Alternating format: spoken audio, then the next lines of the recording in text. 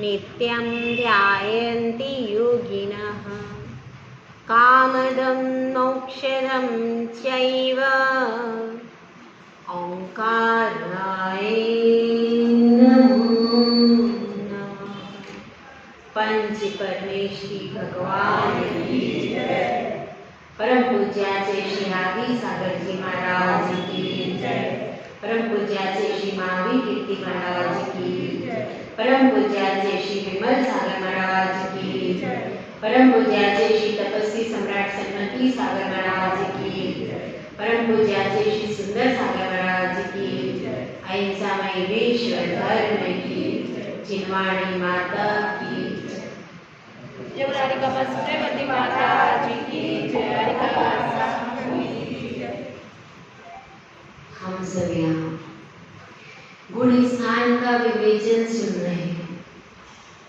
वह गुण स्थान कि जिसमें हम अपने भावों का विश्लेषण करते हैं, अपने भावों को जानते हैं और भावों को जानकर अपने भावों को किस तरह संभाले कि हमारी दुर्गति न हो, इसका प्रयास प्रतिफलित करते हैं।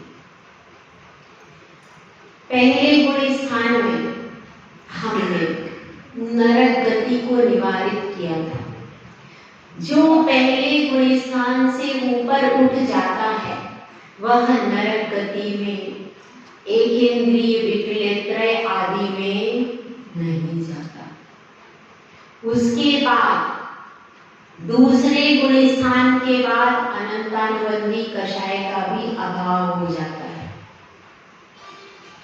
तीसरे में मिश्र परिणाम है और चौथे में आने के बाद यदि उसने किसी भी आयु का बंध नहीं किया है तो नियम से देवगति में ही जाता है। उसके बाद चौथे के बाद आगे सभी जगह देवगति ही बनती है अगर उसने पहले किसी आयु का बंध नहीं किया है। तो जैसे जैसे हम ऊपर उठते जाते हैं वैसे वैसे परिणामों की विशुद्धि भी बढ़ती जाती है और दुर्गति का भी निवारण होता चला जाता है। अब देखिए, हम अभी वर्तमान में 8वें गुण स्थान की बात कर रहे थे। 8वां गुण स्थान कब बनता है?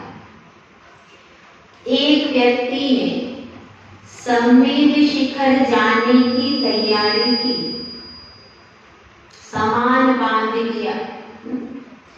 एक व्यक्ति जा रहा है शताब्दी एक्सप्रेस से और एक कैसे जा रहा है पैसेंजर से, ठीक है।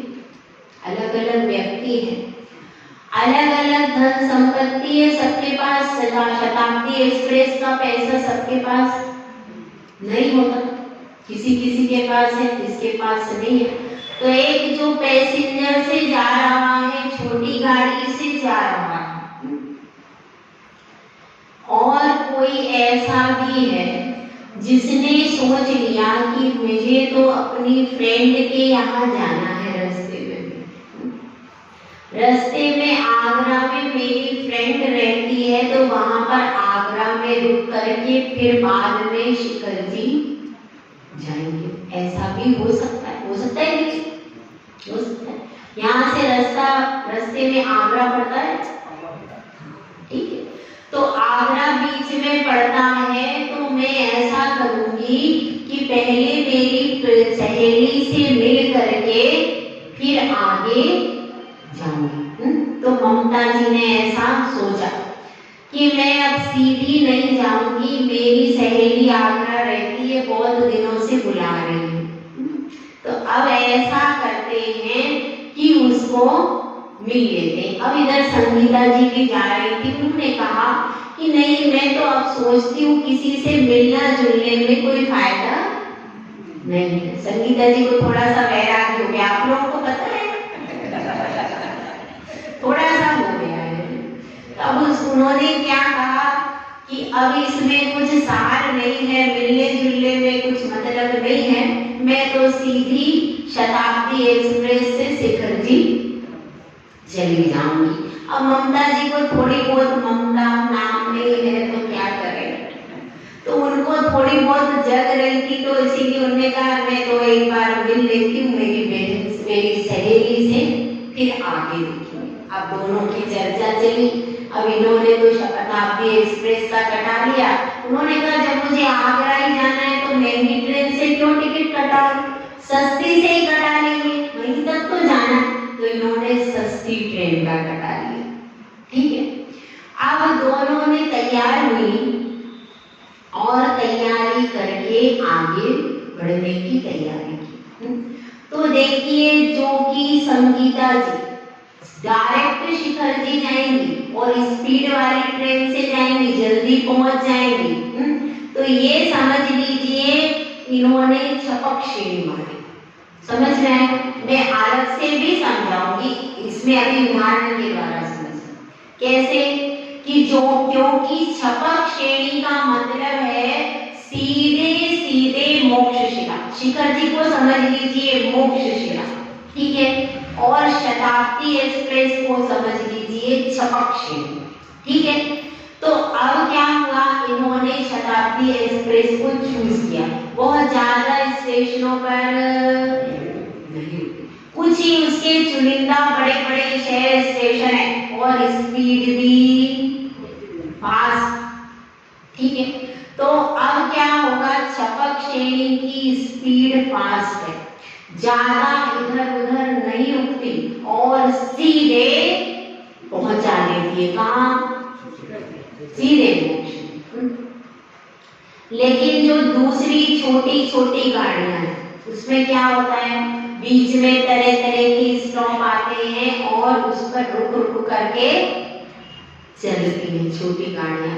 तो और वे सीधे डेस्टिनेशन तक पहुंचाए और नहीं भी पहुंचाए।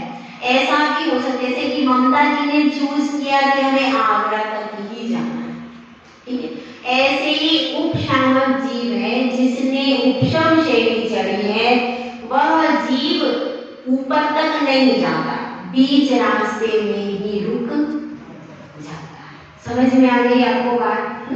उपशमक श्रेणी में क्या होगा, वह मोक्षशिला तक नहीं पहुंचेगा, बीच में ही रास्ता उसका भी सेम, आगरा तक रास्ता आपका भी सेम है कि नहीं?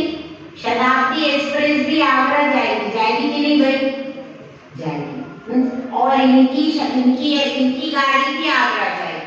तो यहाँ पर भी उपशम और शपक श्रेणी में अंतर है, क्योंकि दोनों में एक गुणस्थान का फर्क होता है, उसको अपन देख लेते हैं, ठीक है। अब अपन समझते हैं इसको आगे थोड़ा सा। उपशमक श्रेणी, अब हमारे कौन थे भाई, चेत सागर महाराज जी जाकर के कहाँ आरूढ़ हुए, एक वृक्ष के नीचे आरूढ़ हो गए, ठीक है। वृक्ष के नीचे वे वहां पर बैठ गए और पास का एक वृक्ष और था, उसमें कौन बैठा है, जीव कुमार। अपनी अपनी आंखें बंद कर लीजिए भैया, किसको कौन सी श्रेणी चाहिए, ठीक है। अपनी अपनी आंखें थोड़ी से बंद करके विचार कीजिए कि आप कौन हैं। पहले आपको बताते हैं जीव कुमार, तो आप जीव कुमार हैं, ठीक है। अपनी आंखें बंद करके पहुंच जाइए कहां पर, एक वृक्ष के नीचे आप बैठे हुए, अंतरंग में परिणाम एकदम उज्जवल बन रहे। उन उज्जवल परिणामों के साथ आपने चारित्र मोहिनी की 21 प्रकृतियां हैं। अप्रत्याख्यानावरण, क्रोध मान माया लोभ, प्रत्याख्यानावरण, क्रोध मान माया लोभ और संजलन, क्रोध मान माया लोभ। उसके बाद हास्यादि 9 कषाय, 21 प्रकृतियां। इन सारी प्रकृतियों का धीरे धीरे दबाना शुरू किया, प्रकृतियां दबती जा रही हैं, एकदम दबता जा रहा है। क्रोध अब तीव्र नहीं है, एकदम हल्का पड़ गया। मान कषाय भी हल्की हो गई, माया भी धीरे धीरे दबती जा रही है, लोभ भी दबता जा रहा है और कषाय पूरी धीरे धीरे करके नीचे बैठती जा रही है। ऐसा समझिए कि जैसे ग्लास में नीचे नीचे बैठता जाता है ना मल विकार, वैसे ही मलिनता धीरे धीरे मेरे परिणामों की दबती जा रही है। एकदम अपने आत्म परिणामों की ओर विचार कीजिए। सारे परिणाम नीचे नीचे दब गए और विशुद्धि प्रतिपल बढ़ती जा रही है। मैं एक विशुद्ध आत्मा, ज्ञान मेरा शरीर है, दर्शन मेरा स्वभाव है, उत्तम समाधि दश धर्म मेरा स्वभाव है, जो वस्तु का स्वभाव है वही मैं हूँ। मैं एक आत्मा हूँ, शरीर नहीं हूँ, कषाय नहीं हूँ, राग नहीं हूँ, द्वेष नहीं हूँ। इस संसार में मेरा कोई नहीं है, मैं एक आत्मा हूँ।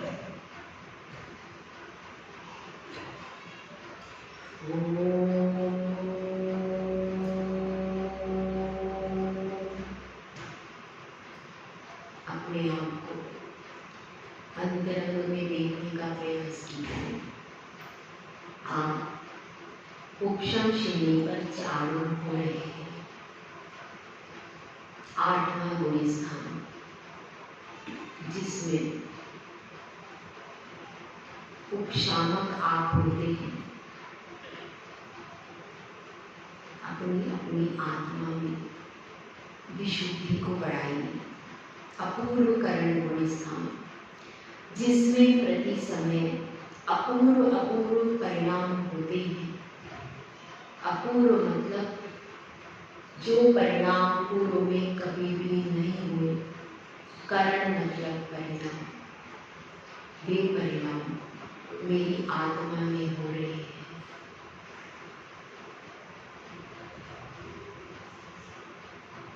जीव कुमार के साथ में एक और साधु बैठे हैं, जिन्होंने उपशम श्रेणी बांटने के लिए, वे भी 8वें गुण स्थान में ही हैं, लेकिन उन्होंने 8:05 पर उपशम श्रेणी बांटी और जीव कुमार ने 8:02 पर उपशम श्रेणी बांटी। दोनों के परिणाम समान हैं।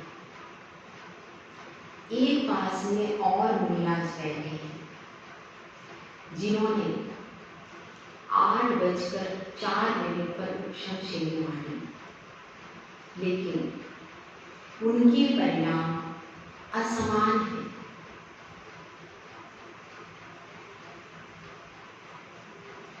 तीनों मुनिराज अपनी अपनी आत्मा में लवलीन है। धीरे धीरे वे अपनी आत्मा में विशुद्धि को बढ़ाते जा रहे हैं। प्रति समय विशुद्धि बढ़ती जा रही है। एक मुनिराज के परिणाम जीव कुमार से सेम है, एक मुनिराज के परिणाम जीव कुमार से अलग है। क्योंकि अपूर्व करण गुण स्थान में समान समयवर्ती जीवों के परिणाम समान भी होते हैं और असमान भी होते हैं, दोनों होते हैं। एक मुनिराज ने 8:20 पर उपशम श्रेणी बांटी और उनके परिणाम अलग ही हैं। उनके परिणाम न जीव कुमार से मिलते हैं, न अन्य 2 मुनिराजों से मिलते हैं। उनके परिणाम अलग ही। उसके बाद और भी 8:25 पर भी मुनिराजों ने उपशम श्रेणी मानी और 8वां अपूर्व करण गुण स्थान प्राप्त किया। उन सब के परिणाम अलग अलग हैं, मतलब भिन्न समयवर्ती जीवों के परिणाम भिन्न ही हुए, लेकिन समान समयवर्ती जीवों के परिणाम समान भी हो सकते हैं और असमान भी हो सकते हैं। इसको कहते हैं अपूर्व गुण स्थान।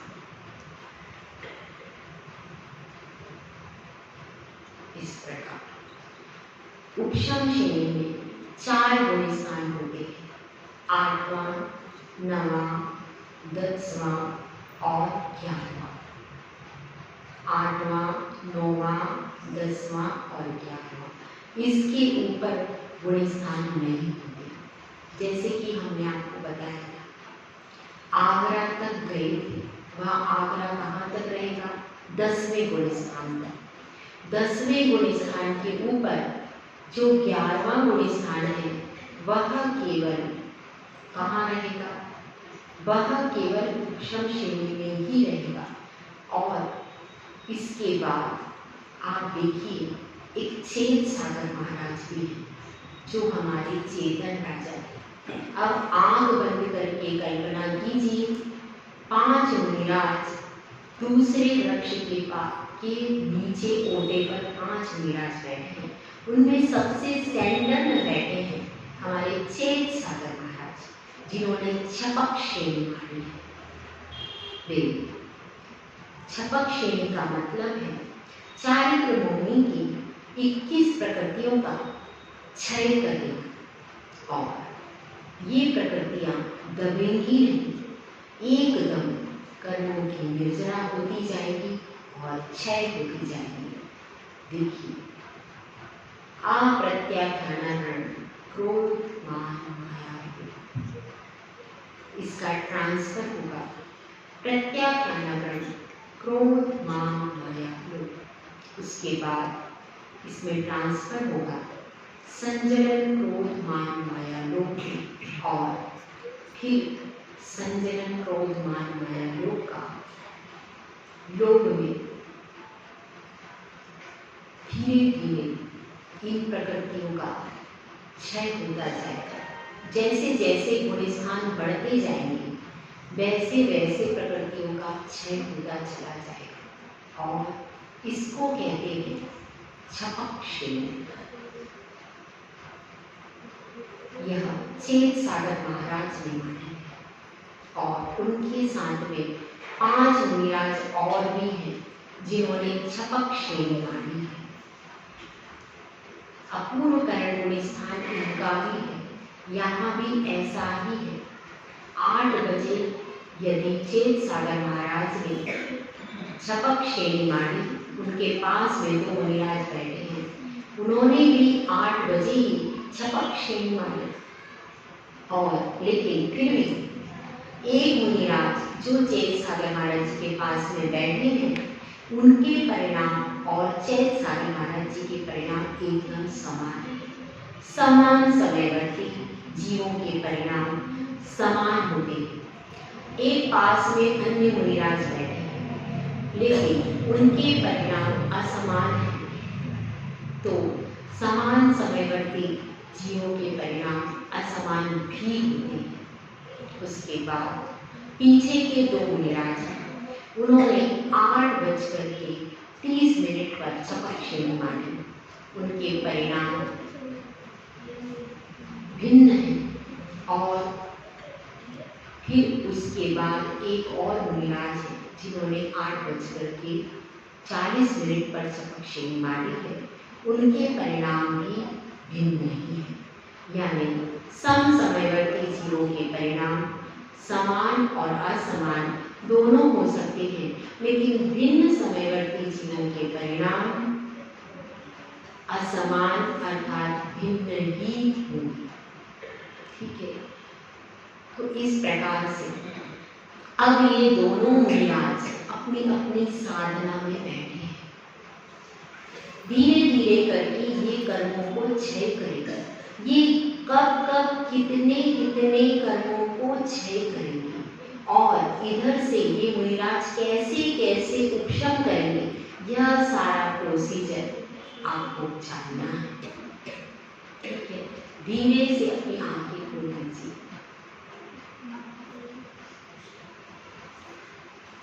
यह एक यात्रा थी उपशम श्रेणी और शपथ श्रेणी की। सिर्फ आपको स्टार्टिंग करवाया है।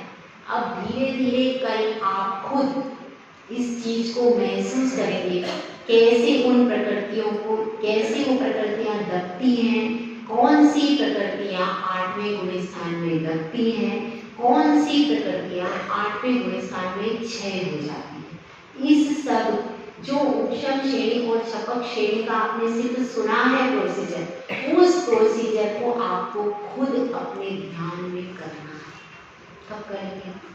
कल अपन सब बैठ करके यहाँ पर एक कल्पना करेंगे कि हम भी जब उपशम श्रेणी या शपथ श्रेणी में होंगे तो हम कौन कौन सी प्रकृति का कैसे कैसे क्षय करेंगे और उपशम करेंगे। इस सब प्रोसीजर को अपन कल विशेष रूप से देखेंगे। थोड़ा कुछ समझ में आया? थोड़ा कुछ समझने का प्रयास करेंगे पहले हम लौकिक उदाहरण से, और क्योंकि गुण स्थान थोड़ा सा कठिन है अपूर्ण कर, तो इसका जो परिभाषा है इसको थोड़ा और इजी वे में समझा करके फिर कल से अपन इसका पूरा मेडिटेशन ध्यान भी आपको शुरू करा देंगे। तो इसलिए सब लोग बहुत शांति से, जितनी शांति से, एकाग्रता से सुनेंगे तो अपने को खुद भी महसूस करना है, खाली किताब नहीं पढ़ना है, खुद भी महसूस करना है, सारे प्रोसीजर को महसूस करने की कोशिश करना है। अपन तो पूरा तो महसूस कर ही नहीं सकते, लेकिन अपन कम से कम उस चीज को समझने का प्रयास तो करें जो आगम में लिखा है। तो हम सब प्रयास करेंगे। जय विराजे सुंदर